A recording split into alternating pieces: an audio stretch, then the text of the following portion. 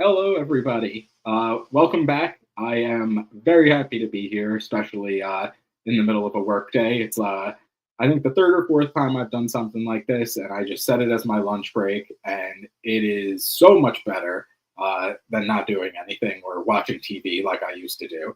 I get to talk to awesome authors, which turn out to be awesome people, and it breaks up my workday really nice. So I'm very happy about that, and I'm happy people are still interested and want to join me. And I'm especially excited about today, talking with a very talented author. I just got done reading a couple of his books, and I enjoyed them thoroughly.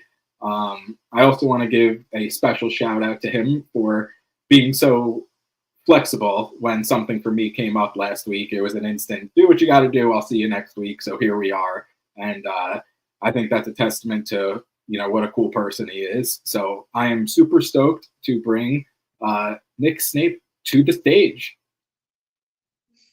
How are you doing today, sir? I'm doing well, thank you very much. And after that introduction, I better keep it up. Um, You guys well, always do especially such a me. good job. And Oh, sorry, I cut I you off missed that. there. I'm sorry. Yeah, we have a slight delay, I'm afraid. It's the UK. The broadband's not very good sometimes. Mm. Well, what were you saying? I'm sorry for cutting you off there. It's just nice to be here. It's great to, and it was no problem about the other week. If that's the way it happens. Just following Jay Christoph, just a small thing. It's funny because it's I'll almost just it's like two of my favorite authors following favorite authors. Like in the summer when I spoke to Anthony Ryan, Tim Wolfe was the next episode after Anthony Ryan, and he's like, "Oh my god, like I have to follow Anthony Ryan right now." And I was like, "Dude, Tim, like your books are great. Like this is no problem." And then it was very funny to see you say the same thing yesterday about Christoph because I read yours obviously and was like, your books are great. This is just going to be an awesome 24 hours for me because I get to talk to two, two so cool people. and so hopefully I'll just pick up a bit of his shadow, a little bit of his cool along the way. Wouldn't mind some of his hair. That would be quite good as well. Yeah, you're not kidding. That's why I face it this way. No one can see the back over here, but yeah, we're losing it Uh, relatively quick. well, I've just The given first up. I thing just shave it off now. that's what I'm going to end up doing. I went for a full on one last time, and you could see scalp, but I could pull it off. My wife and I, like 5 years ago, we did one of those Snapchat filters where you're bald Mm-hmm. and you could see a beard. So before like we even got engaged, we did that, and she was like, "Oh yeah, yeah, you could pull that off. I'm happy to marry you." And I was like, "Yes!" Like I'm glad we had to do that and give it a test run. I have to keep this short. I have been told, but the rest I can do what I want with. So, The goatee and bald head pulls it off, though. I'll be there momentarily. I'm sure. It took me forever to grow a beard, so I'm gonna roll with it for now. But I'll be joining you. And yes, my wife checking in, saying, "Embrace the baldness." She knows we got baldness. support, support in Yeah, our well, corner. I don't have a choice. Yeah, exactly. The first thing I want to ask, which again I mentioned it to you before we even started the show, but it's something that I think is so cool and it made me very jealous. I used uh, a group, The Prodigy, on your Instagram post that I made for you because you saw them a couple months ago. So I need a little bit of a brief recap because that's a bucket list type show for me. It's just well, it's pure accident. The Prodigy is somebody that obviously um, was on the list of people you want to see. Obviously, with the tragedy that happened to Keith Flint and everything that goes with that. But actually, uh, I live in an area where we have one festival a year, but it happens to be probably one of the coolest festivals going, which is the Why Not Festival. It's only 25,000 people, but they tend to pull off. The acts that they bring in just can amaze you sometimes who they manage to get hold of. And obviously Prodigy were at the top of the list, so it had to be done. And they just 2 weeks beforehand they did Glastonbury, and I think they blew Glastonbury's roof off. Well, no roof, but the whole place off, just how good they were. And it was just about the same set, obviously tailored to the crowd. And it was just lights and music, and it was the beat and everything else that went with it. It was just absolutely amazing, superb night. My wife, not so keen. um, there you go. That's just musical taste that goes along with it. I was brought up with it. Prodigy, and in terms of particularly Firestarter, was part of some of the. I can't even remember the name of the game. It's just gone now. Was one of the massive one of the sci-fi racing games that used to be really big on PlayStation. That brought a lot in as well of memories of that time. So it was just an amazing hour and a half of complete blast. Everybody there, 20,000 people in that crowd having an amazing time all at once. And you just walked away from it and you were just like, it was still thudding through you. You could still feel it in your chest as you were going. So that was an amazing time. Brilliant. Is that one of your favorite types of music, that EDM techno type stuff? No, I think Even cooler. we're across the board. I'm one of those people that probably listens to just about anything from 80s goth through to current day rock and everything else that goes in between. If it pushes my buttons, I'll listen to it. And it's when it doesn't, it has to hook. I've just started listening again to the Mysteries, who produced a couple of songs I used to listen to a few years back. Saw them at a different festival, and they hook you back in. It just has to be the right type of music at the right time for me. But it can be anything from a Prodigy style through to Radiohead, through to the Cult, the Cure, anything. Doesn't matter. I'm one of those people that people look at my playlist and go, "You what? How did that end up on there?" That's funny. I love that because I especially appreciate that with the variety of everything. It keeps everything nice and fresh. Which my playlist it'll go from like Wu-Tang Clan, and then I have the Wiggles on there because I have a 2-year-old, but I don't skip the Wiggles after Wu-Tang, which it's very weird, but it's that good music's good music. Are you a listen to music while you write type of guy? Like, how do you to get into the zone of writing your books? Is that there or no? No, I can't. I can't do that. I tried when I first started. I tried it with a bit of music going on in the background, and it just doesn't work for me. It kind of like takes me away from the moment that I'm in. Main and it can be as familiar a music as you like, which you would have thought you could zone out, but you can't. So I write with a very. I don't know if other people do this. I discussed it before, and people say no. Other people have said, "We'll bring you back on and talk about the fact you've got voices in your head."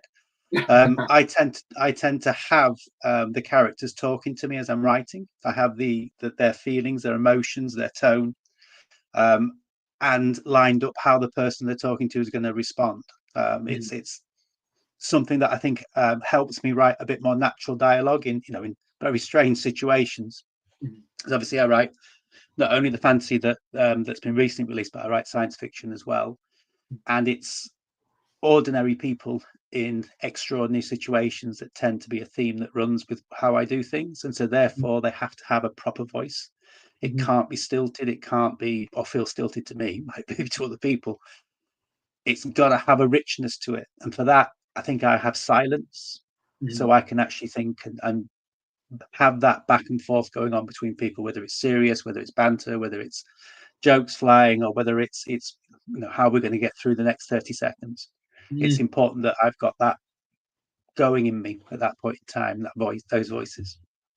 Oh, that's really interesting, especially with the series where book 3 just came out. I'm pulling up the cover because I also wanted to talk about the cover for book 1 because I know you just re-released it with this cover, which is gorgeous, so sick. Before I start talking about the story and everything in itself, what made you want to pivot and have a new cover just in time for the completion of the series? I think it was the other 2 covers that went with it. So I talked about this with Eddie Solis, who's also a grimdark author, a dark author. It kind of, the story developed from one thing, and I knew it was going to be dark, but I didn't realize how dark it was going to go. How I wouldn't call it, well, I would call it grim dark, but there's brightness in there. There's hope. There's always hope somewhere in the book, in the books. But I think after the two other covers came developed, I worked with Mibble Art, and after those developed into something darker and richer, and I realized where the story was going. And I'd already pictured the third, A Queen in Blood, and how that was going to look in my head. I realized I had to make a change. The initial problem with the first cover was a metal dragon, um, which are the running theme in the books, was something that they really struggled to actually create or find and then combine. And then so we had to go to the high end, which, you know, I'm a early retired head teacher, so I don't live off a lot. You don't make much money as an indie author, if any. So I often try and keep a balance with my covers between cost and appearance, and I think generally pull off some high quality stuff due to the way Mibble Art work. But at the end, we had to go back and say, you can't do this unless it's purely painted from scratch, through lots of design processes, going through 6 or 7 different combinations of designs, putting all these things together. So then you've got the richness of the colours that you would need. You need the gold and the amber that goes with the character. You need the eyes to actually shine. Mm-hmm. And once they managed that and pulled that off, the rest just fell into place. And you needed that dark moment. It depicts a moment in the book towards the end, which the rest of the story is almost hooked around. It becomes the crux that everything else swirls around. What happens at that point in the story, which I also find really important. Often we get covers that are will display a hint of what's going to happen within the book. It'll give you a flavour that draws you in to read the description, to then, this is my type of book. But I really wanted this one to hit home, as in there's malice there. Right, this is not a dragon that you're going to like. This is not a situation that where the bloke's going to hop on and ride it for the next 3 books. It's not going to work that way. It needed to get that across. So in the end, we worked with an individual artist within the block, came up with something which was, I don't know, stonkingly good would be the best way of putting it, that worked through it was a long process and well worth it. And I appreciate all the time they put in. Yeah, it was definitely well worth it because I feel like this cover is such a hook where you see it, and it's actually kind of funny because when you announced the new cover release and everything, I realized after I got the physical copy, I had it on my Kindle as well, and I was scrolling and I was like, yes, because this is the type of cover where every once in a while a book comes along and it's like the cover's cool enough where even if I have it on the Kindle, which is great because I could read it there, this is bookshelf worthy cover. So very well done with this because it looks amazing. And it's cool to hear the kind of creative process behind that, and especially to get the points across that you wanted, which for me, the biggest one, kind of pivoting with the story is these dragons, in fantasy and that type of realm, we start to see dragons and it's like, oh great, like another dragon story where they're gonna hop on and fly and they're gonna have some No way. Well, not in here. So how did you decide to take a story that is familiar regarding the use of dragons and making it so unique? Because this one blew me away when I started to really get into it and see what they were all about. Yeah, I think it's what I wanted was hints all the way through that this wasn't going to be a normal process. So I've had people come to me and say, it took 20%, 25% of the book for me to get hooked because of the world building that goes on and the structural things going on. Because in many ways, you are discovering, as the people in the world discover, that it's not all as it seems. That there are cracks and that those emerge at the same pace, that by the time you get to that point, you begin to realize, what the hell's happening here? This is what we were expecting. It's going in a different direction. And at that moment of realization, you needed then to be able to hook into just how bad can it be. And that's the moment when I needed to have something a bit more powerful. We've all seen, and loved, don't get me wrong, Mhm. those stories that have the dragon riders and have the dragons part of it, or we get the bland version of a dragon who just shoots at fire from the sky and blows a lot of things up, and we don't get to know them or anything else that goes with it. It had to be somewhere in between. And I knew I wanted to make my antagonist something completely different from anything we'd seen before. So it had to come somewhere between the two. And it's from that moment, I think, when it came into mind that we had to have, there had to be a steampunk element to it. I wanted the city they went to be dirty, to be filthy, to be filled with grime, but at the same time filled with a macabre type self-indulgence. And that's when the artificers came to mind. And from the artificers, so the builders of clockwork, the builders of mechanics, it had to be then that's what the dragons were going to be. They had to have that element to them. They had to be metal. Metal's rather heavy. It certainly isn't going to fly unless you add another element to it. And obviously, that's when you start building. And well, this is going to be a very dark fantasy, and where we're going to source the power for such a beast from. And that's where everything started lacing together. From there, you began to put all those pieces together. And my dragons had to have personalities, so therefore they had to have something that possessed them, that powered them, that controlled them, other than the person dominating them, who was going to use them for their nefarious purposes. So I needed that in there as well. So it kind of like evolved. All those pieces came together, and then when I wrote the first dragon in A Dragon of the Vale and its emergence, Nethea, it from that point, once Nethea was created, all the others made sense. It was easy to do the rest because they all fitted around or circled around the concept of what he was. So it had to have that element to it. It's very interesting to hear that because I was talking with Bill Adams, who he read it maybe like a month before me. So when I was reading it, we were talking in our little chat and everything. And you saying it took like that 15-20% mark to fully understand what was going on was what I told him because it was such a different and unique take on it. Like, especially the chapters where he's talking to the dragon through his mind. It's melded together, and it's a ship, and it was so out there and so unique, and it makes the story because it's so cool to read and think about like, how you put that together. So just hearing the backstory on that is very cool because I think you pulled it off really well. At first, while you're reading it, it's like this is a little confused. Oh, and like it just like as soon as it clicks, Switch. you're just like, got it. Like there it is. And like that's what really differentiated this book and series from so many others that are out there now. So I thought that was really well done. Thank you. And I thought the one of the other things that kind of a linear POV to that going on in uh, a different place.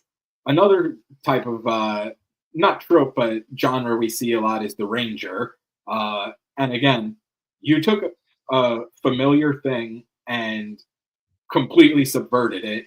And at first, you start to see like, oh, a mission went wrong. This is like a drunken ranger. And within, I think, like 2 or 3 chapters, you start to see the real nitty gritty behind the scenes of it. And again, it was something where you could see the influences that formed the story, but the talent that you have to make it so unique and your own. How'd you go about taking something like the ranger story, the drunken ranger, or even just curmudgeonly guy that we see, and having a backstory that really kind of sucked you in and kind of made you empathize with him right off the bat? I think I think I mentioned it earlier. You've got to give people, you know, bad things happen to people, things go wrong, and we assume that when those things are going wrong, that some people will sink and some people will swim.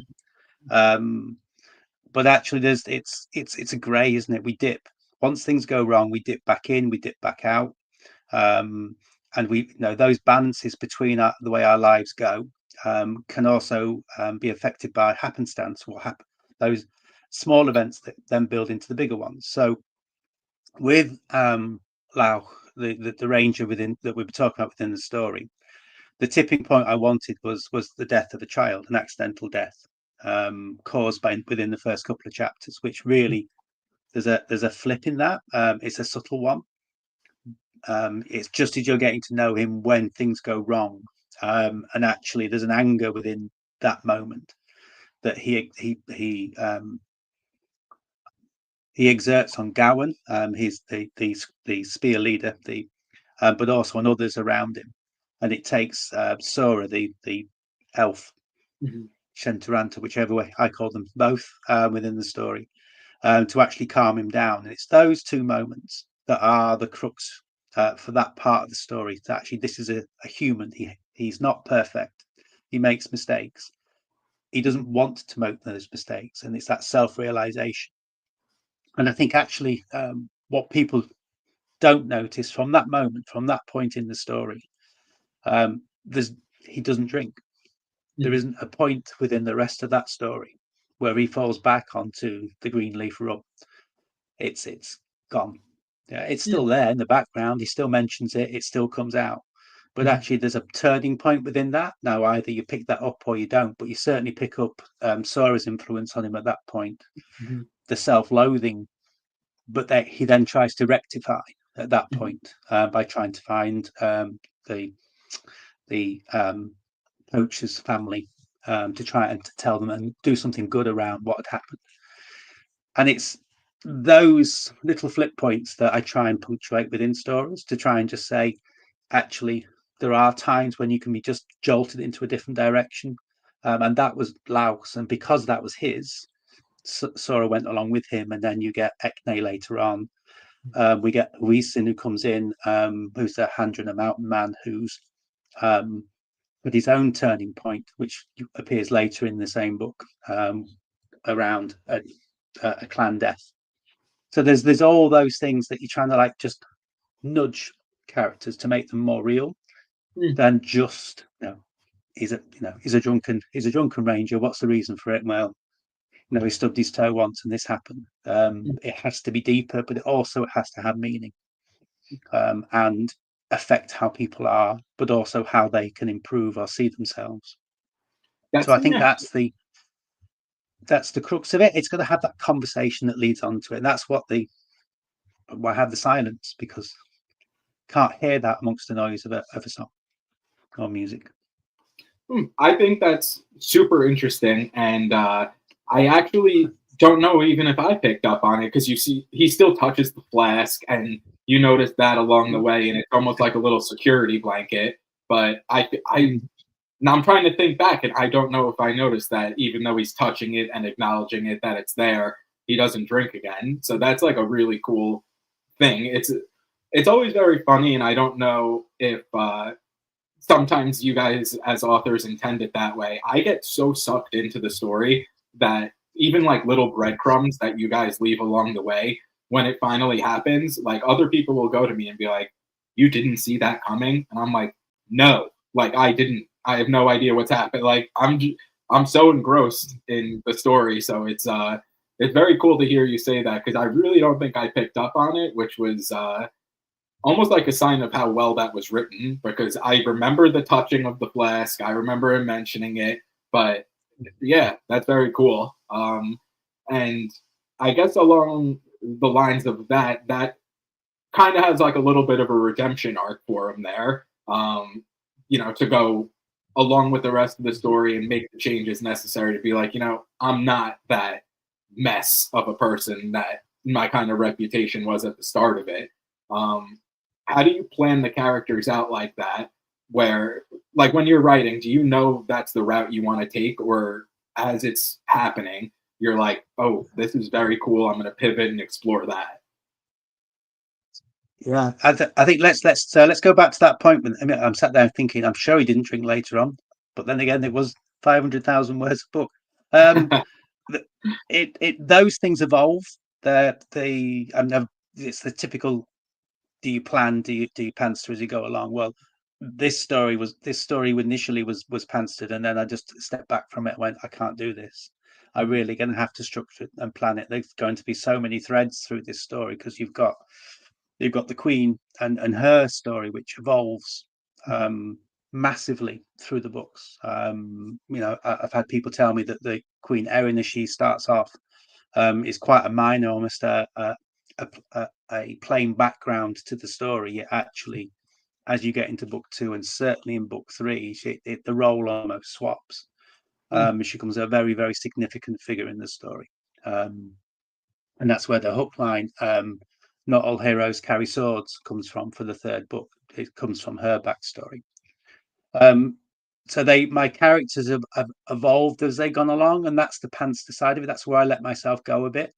So the actual story structure I planned, and then planned again, probably more than I've ever done in any of the books I've put together, particularly as I wanted all the threads to be pulled and to be sewn together by the time I got to the end of book 3. But actually the evolving of those characters, the storylines that go behind them, what happens to Sora, and how she evolves as a character. Not going to give Sora's story away because obviously there's a huge change with what happens to her at the end of book 1. But you've got those things have evolved, and there's something that happens in book 3 which was never part of the plan. In terms of, but as the character of Sora evolved, it became clear and obvious that she was going to be another one of those, going to have another one of those moments that actually says, wow, that's, how did that get to there? And then you start putting the pieces back together, what happened, and actually she's evolved in that way, part of the jigsaw that leads to the culmination of the books. And I still look at that one and say, did I do that? Did I think of that? And I think I did, but it evolved and changed and went off tangentially as it went along. So I write arcs, I write character arcs. I'm still going. I write some character arcs for them, but those character arcs I have to revise and keep going, and then look again, and then look again. Much more than I do when I write sci-fi. Interesting. As far as the pants thing that aspect goes, when did the constructors come into that? Because that is again, a very unique twist on everything, where almost you see them and they start to appear, and it's that curtain gets peeled back, and it's like, oh man, like we didn't even see the real threat yet. I'm going to give part of that credit to a friend of mine who did the beta reading for book 1. He didn't know where I was going with the characters, but what he did say was the chapter that ends up as the final chapter of the book, it had to be that one. So I actually had the introduction of the constructors at the end of the book. So the first chapter of A City of Ashes was going to be the final chapter of A Dragon in the Veil. And we worked through it together. We decided to move it to the beginning of book 2. So the constructors themselves were always planned, and they're quite. I grew up on a diet of Michael Moorcock, who wrote the Eternal Champions books, of which there are many. You may have heard of Elric, and those sets of books, and where there was a balance between chaos and law. And he wrote quite a lot of books around the concept of an eternal champion who existed in very fantastical worlds, also very steampunk worlds, all different realms.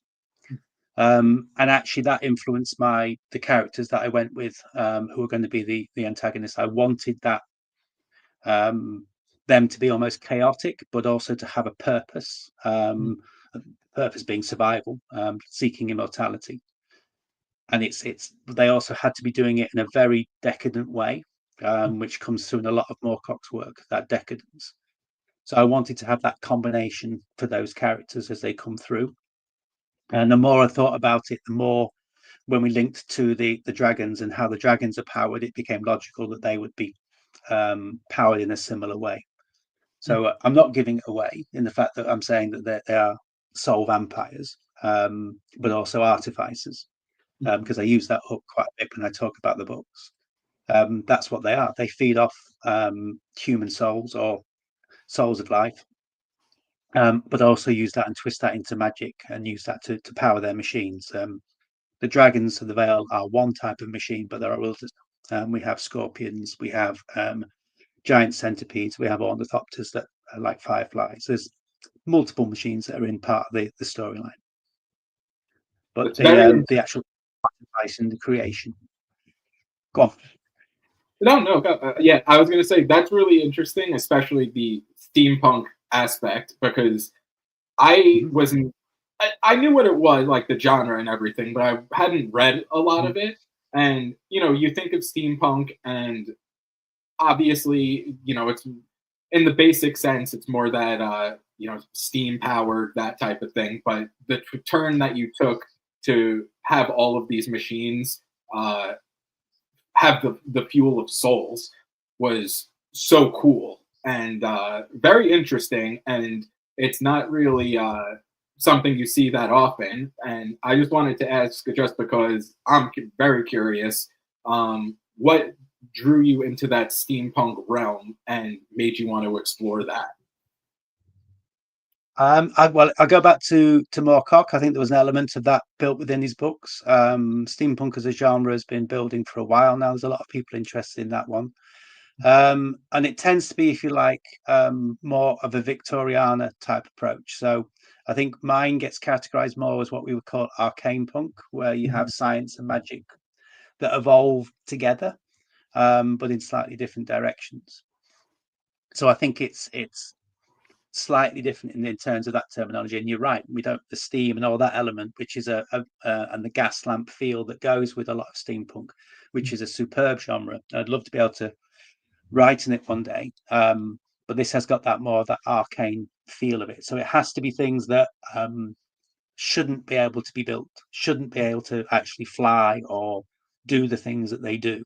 So therefore, they look amazing. They're wonderful machines, and we could probably build them today and power them with a a nuclear engine or whatever it takes. But actually, they didn't have that then. So how are they going to do it? And that's where you bring the fantastical element to it. You combine the science of the clockwork with the fantasy of magic.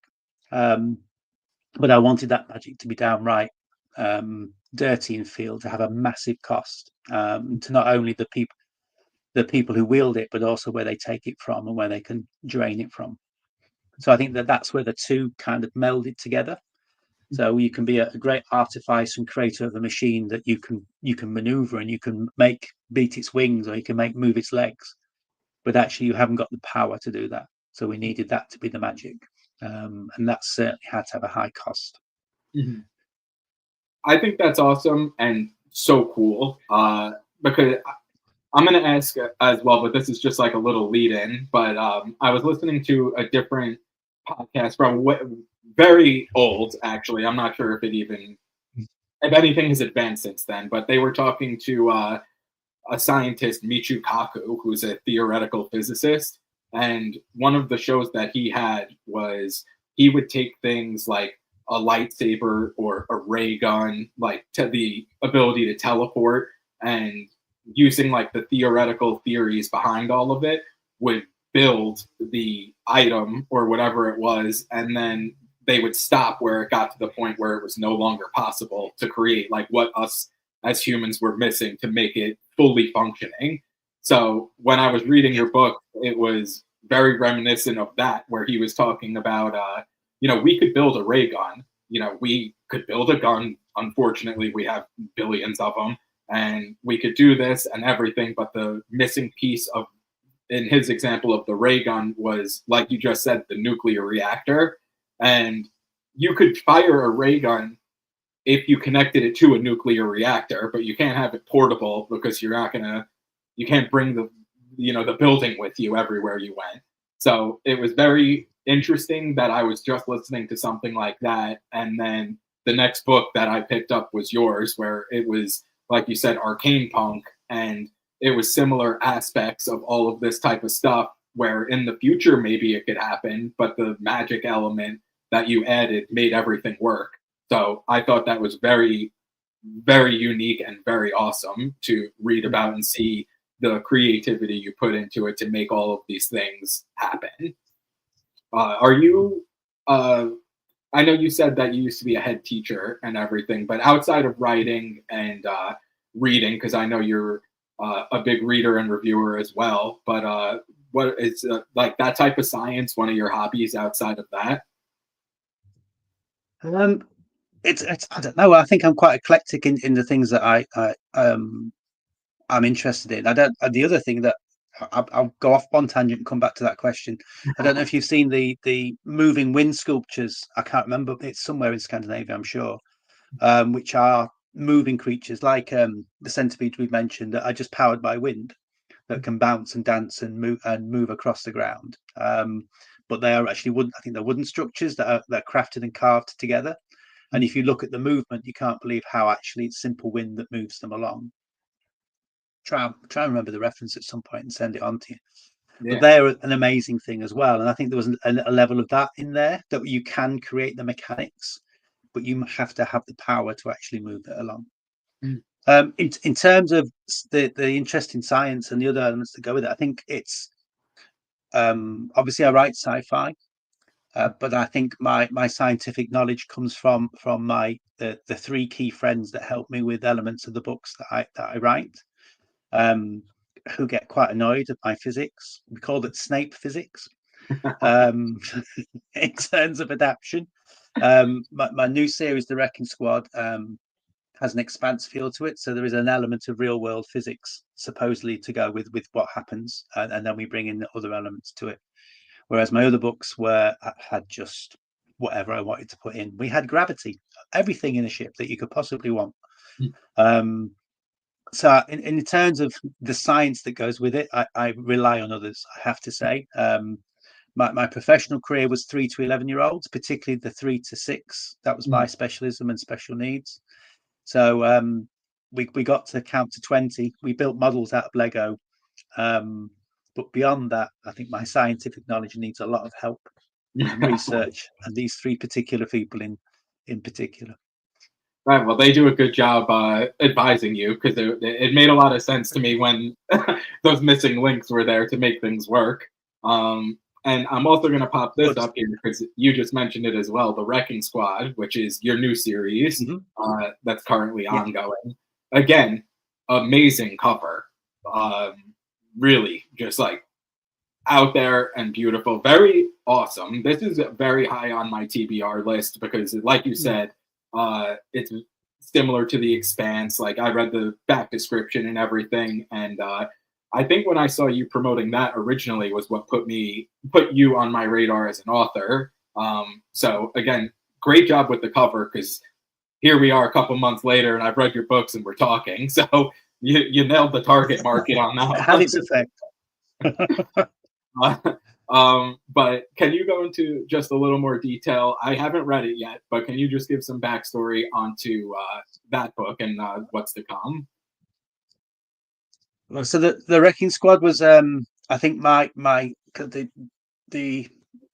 Warriors of Spirit and Bone was quite an intense set of books to write and to put together. So at the end of that period, and I wrote them between other books as well as an ongoing project. So I needed something I was really comfortable with to put together. So I knew at that point I wanted a crew. I wanted some people that had been together a long time and were on the edge of breaking up because they had been together too long.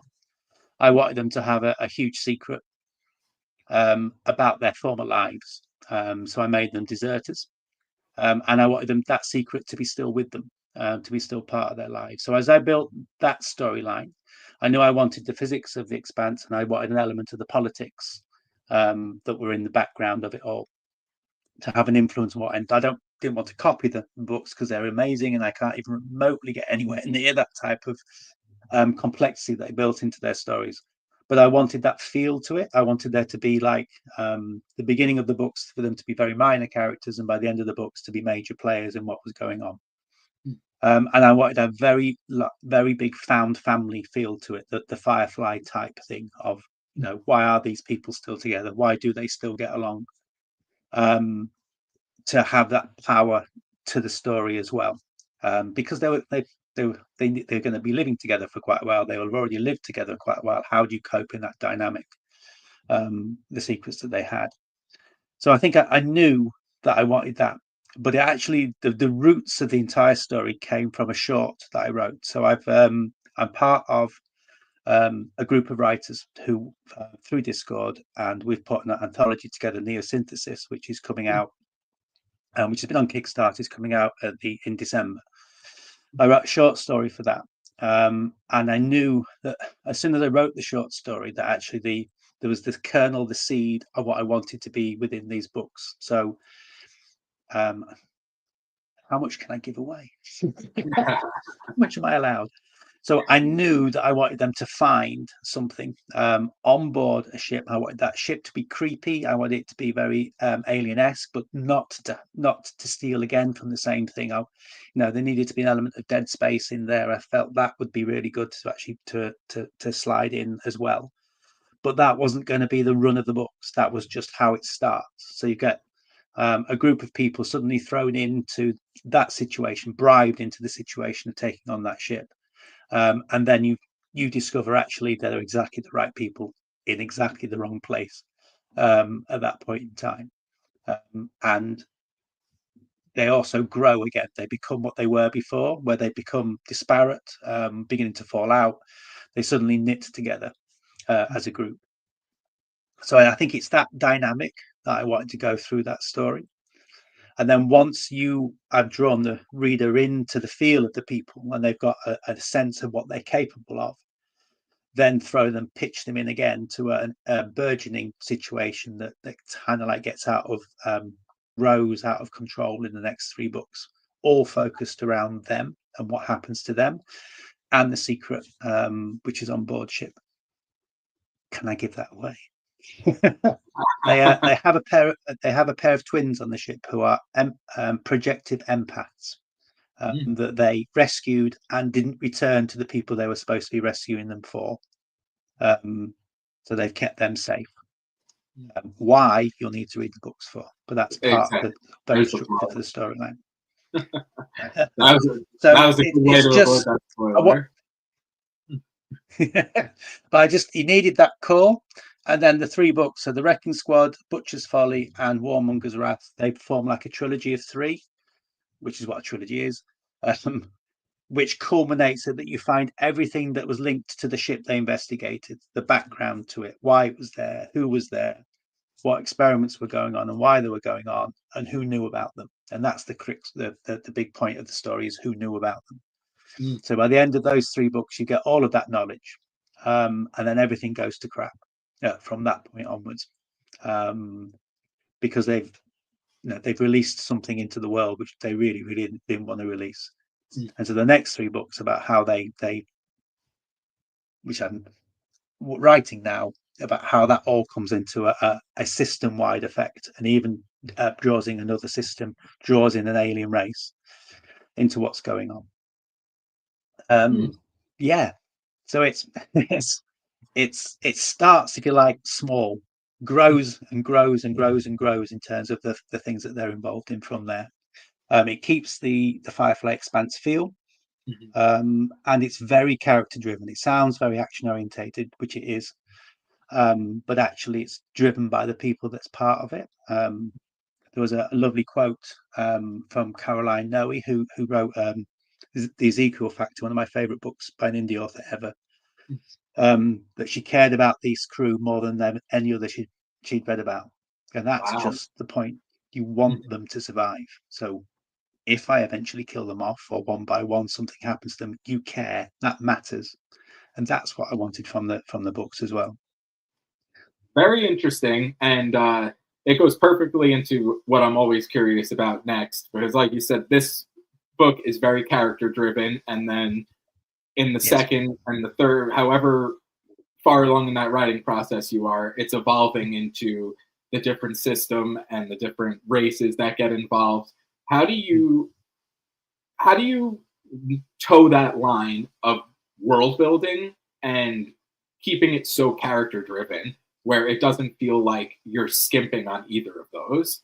Uh, because you do such a great job of getting into the heads of all of these characters, especially as the world around them grows and they're forced to deal with decisions. And it's very lifelike, which is, I think, a very sought after thing. It's like you're reading about real people and you get hooked and invested. So how do you do that where you keep everyone so invested in such minuscule things as these characters day to day, but also doing such a great job describing the world around them?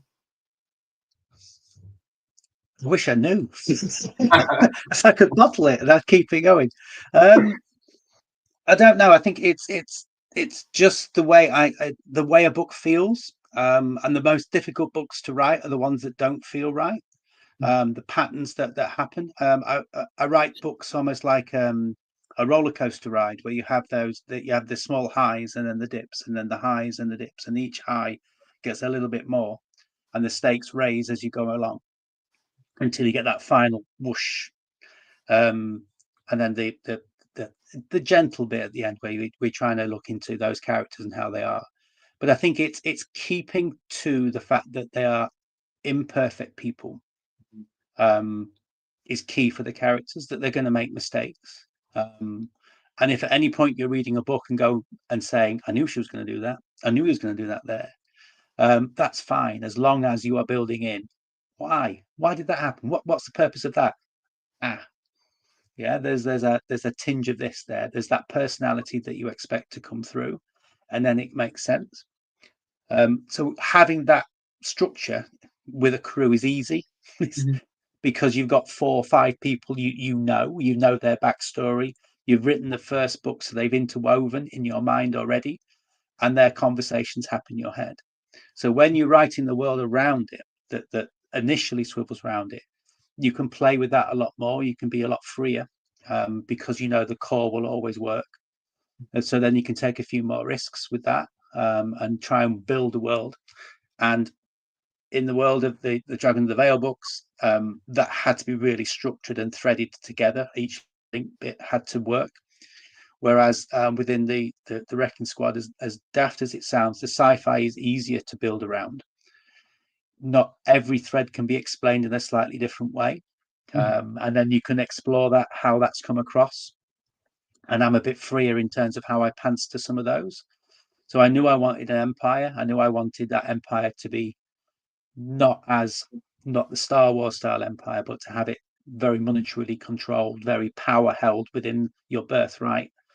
Very much, you are the low lives, you do what we say, and very honor driven. I wanted all that basis to it. So very much like a feudal Britain, in terms of how it was built. And then to actually break into that world, you needed to, would be through giving blood, sweat, and tears, and then finding out at the end of it, they don't really care about you anyway. I wanted that world. And if I built that world, and I knew I wanted the physics to be as near as I could to Snape physics, as long as that worked for me, the rest of it fits. It all kind of like happens. Shouldn't happen, should it? I should plan every single element of it, but a lot of it just clicks into place. I did a panel show.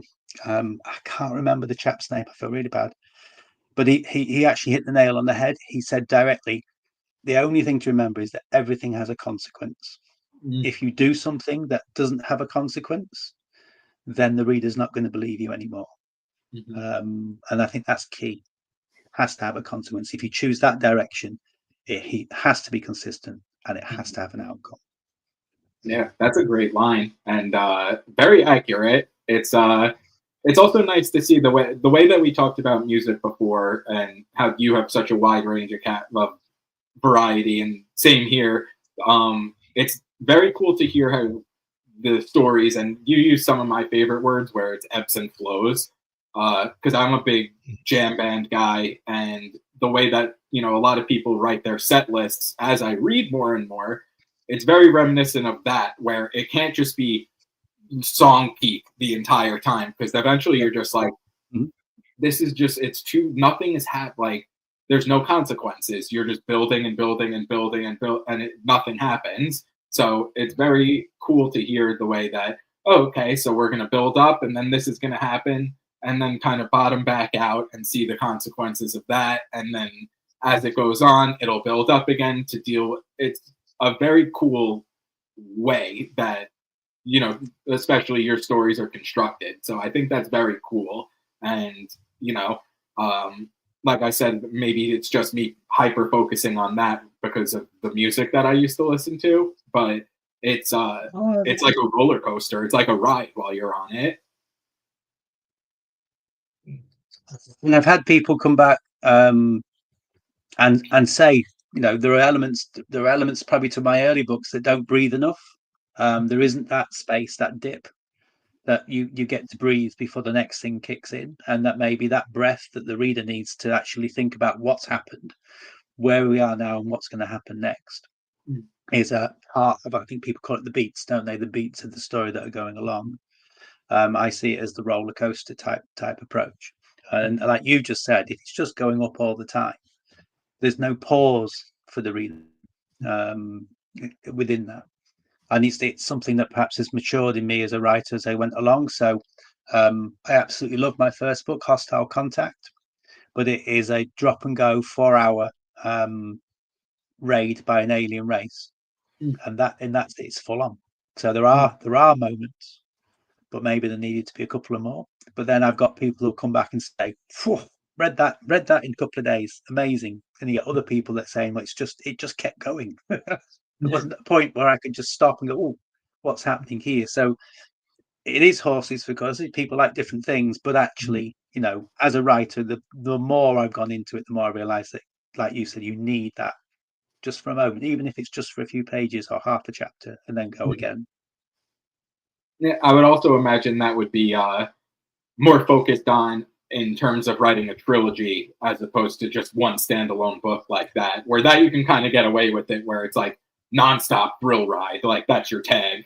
But you don't want 3 books to be nonstop thrill ride like that. That's where it gets a little exhausting. So I think it's like you said, maybe it's the maturity in writing, but I think there's also a big place for nonstop epicness. I love reading those as standalone book, and where you could knock that out in a weekend and be like, love that. Like that was fast and quick and to the point. So I think it's very cool to have both of those aspects. And is that book that you just mentioned? That's a sci-fi book? Yeah. Hang on. So basically, it was the first book I wrote. Oh, can I find a copy? So it was written. There you go. So that's Hostile Contact. So basically, that it's 54,000 words long. It was the first book I wrote. So I retired the end of 2022, took early retirement, and was challenge myself with a bit of help from my friends to go and write a book. And I think many ways what you just described, that in my head it was a standalone. It was going to be one book. I was going to have a go at trying writing, and it was going to be a hobby. And so therefore, I think the pace of the book, like you've already said, it was affected by that. It was going to be like a full-on boom. Here we go. That series is 8 books long. Wow. So it didn't. So it kind of like went from there, and it went from that full on moment. It's also my most popular series. It was my early one, and it's military sci-fi, but with a twist, because again, human twist. So though you get a flavour of the characters in book 1, they really evolve as it goes along. From organic AIs, I've got a cyborg human almost hybrid, because it's the brain it's the memories that are human. There's lots of elements to it. We have clones. I clone the entire squad. I killed the entire clones off. There's so many different elements to the stories, but it's written very much like don't know if you remember the old TV series that people we used to watch, the Battlestar Galactica, the Space 1999. You've got a single episode with a very long story that kind of like threads through. So the weapons of choice books are written with a background that evolves until you get to the final couple of books when it really hits you in the face. But along the way, each book is like a TV episode. It has an end. It has a beginning. It has an end. They visit a planet. We explore everything that's connected to that planet. We move on. Whilst the characters evolve, whilst their situation develops, while they're trying to find a way home. A lot of fun to write. I learned a lot doing it. It's very popular. I get so many good reviews back from the people who love it. But it's quite different from some of the other stuff I've written afterwards, because it's I couldn't write that repeatedly. I could write it now, if you see what I mean, but I couldn't go and write a similar series straight off the bat again, or write something else straight off again. I needed to go and make it and add variety to that, and learn and mature as a writer as well. Interesting. I did not know you were about to say 8 books on there. That took me by surprise, but very awesome. I love that. And I wanted to see, because, you started with that genre, then pivoted to the arcane punk, and then went back to sci-fi. Which genre do you prefer to do? Or are you equally comfortable in both? It's whatever hits you. It's a love of things. So I love fantasy. Sci-fi provided the escape I needed on the run up to retirement. So that was my biggest focus, because the escapism, it's the B movie feel that you can get in the right genre of sci-fi books. That you said it. I can read that in a weekend. Amazing. Love that. I've escaped. I've gone away. Now go live my life. Go back. Next book. Escape again for a bit. And that's what sci-fi gives you. And that's very much what I wanted to be able to write, because it provided the escapism for me.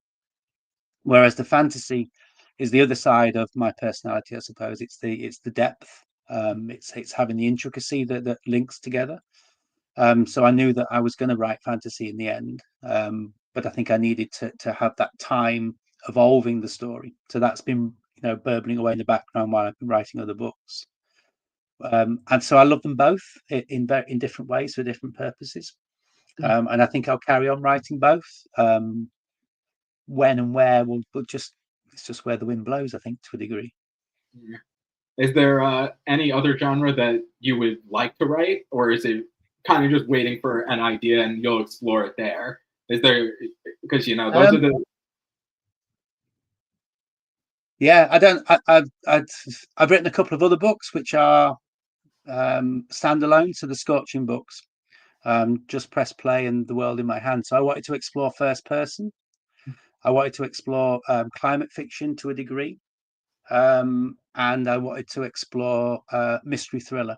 So I've used those books to do those two things, those few things. So The World in My Hands is a sci-fi mystery thriller on a colony ship. So there's 10 colony ships going off to save humankind. And we explore what happens on 2 of those ships from a first-person point of view. Very mystery feel to it, not horror, but have that element of background of dread and creepiness to them. Loved writing that. It's got some amazing reviews. Nobody buys it, but well worth the read. There you go. That's a weekend book, definitely. And in Just Press Play, I wanted to explore, I don't know, the human condition, but from a very strange direction. I can't describe Just Press Play. You have to read it to actually get what it's about. I can tell you in simple terms, it's a buddy cop. It's a buddy cop between a man and an octopus, and in an octopus suit. And you will go away thinking is he really written that? And yes, he did. It's told in a YouTube style where the narrator is narrating straight to you, so you break the fourth wall. And it's a very dark, humorous. The octopus and human relationship in it is very powerful. It's back and forth banter throughout. It's very, very funny, or not, depending if you get the humor. And it's extremely dark. And the run up, the last half of the book can be quite, I don't know, it's meant to actually make you question. It was a lot of fun writing it. Nobody buys it. Very few people read it. But you asked, did you want? Is there a genre you want to go and do? It was. I want to go in. That was just exploring the darker side of things, just as a standalone. And that's the type of thing I think I'm going to do here and there. I'm going to drop more into that series, in between other series, just as standalone books each time. And they're That's for me, they're my escapism awesome.